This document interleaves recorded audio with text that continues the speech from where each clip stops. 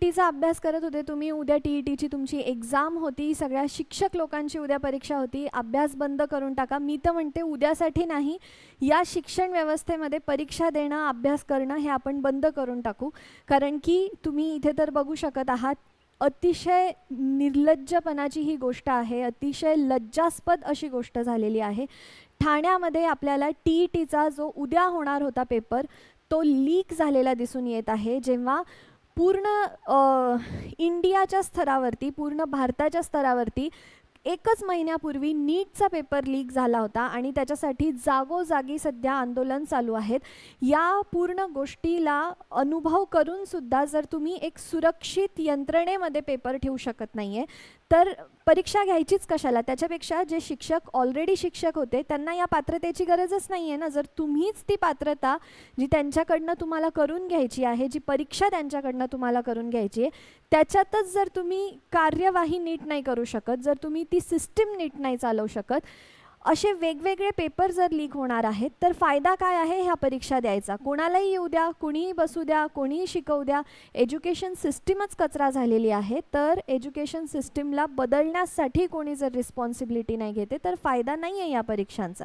आणि एवढा आक्रोश याच्यामुळे आहे कारण की आमचे नॉट ओन्ली संगमचे विद्यार्थी पण बरेच असे शिक्षक आहेत जे बऱ्याच वर्षापासून शाळेमध्ये शिकवत आहेत, पण तरी ही पात्रता टीईटी परीक्षा पास करणं गरजेचं झालेलं आहे आणि म्हणून टीईटी परीक्षा देत आहेत.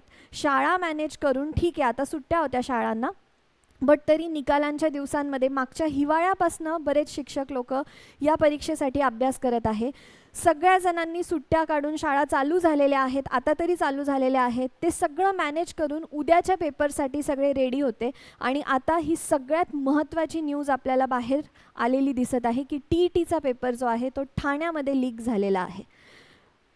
हे फक्त माझ्या विद्यार्थ्यांना मला सांगण्यासाठी आणि इतर जे कोणी विद्यार्थी बघत आहेत तुमच्यासाठी हा व्हिडिओ आहे की उद्याच्या परीक्षेचा अभ्यास करू नका. तुमची जी तुम्ही लाईफ हेल्प करून घेतली आहे, अक्षरशः मी सांगते, शिक्षक आहेत, त्यांना पगार आहेत, सगळ्या गोष्टी आहे, पण एका वेळेसच्या डब्यावरती पण राहणारे शिक्षक आहेत. म्हणजे एका वेळेसचं जेवण करतात 2 वेळेला असे शिक्षक आहेत. इतके होतकरू लोक आहेत. आणि जेव्हा शिक्षण व्यवस्थेमध्ये ह्या गोष्टी आपल्याला बघायला मिळतात, जेव्हा पारदर्शकता नसते, जेव्हा तुम्ही सुरक्षित ठेवू नाही शकत परीक्षा विभागच, तेव्हा तुम्ही उमेदवारांकडनं काय अपेक्षित करत आहात त्याचं मला खरंच काही जाणीवच होत नाही आहे. तुम्ही कशी पोलीस यंत्रणा, कशी सुरक्षा यंत्रणा करत आहात, या गोष्टीचा खरंच खेद वाटतोय मला. ठीक आहे, आमच्या विद्यार्थ्यांसाठी आणि टीईटीच्या प्रत्येक विद्यार्थ्यासाठी ही न्यूज तुमच्यासमोर घेऊन आलेलो आहोत आम्ही. टीईटीची उद्या होणारी परीक्षा जी आहे ती 101% होणार नाही. पेपर लीक झालेला आहे आणि पुढे काय होणार आहे फक्त याची वाट बघत बसा आता. धन्यवाद.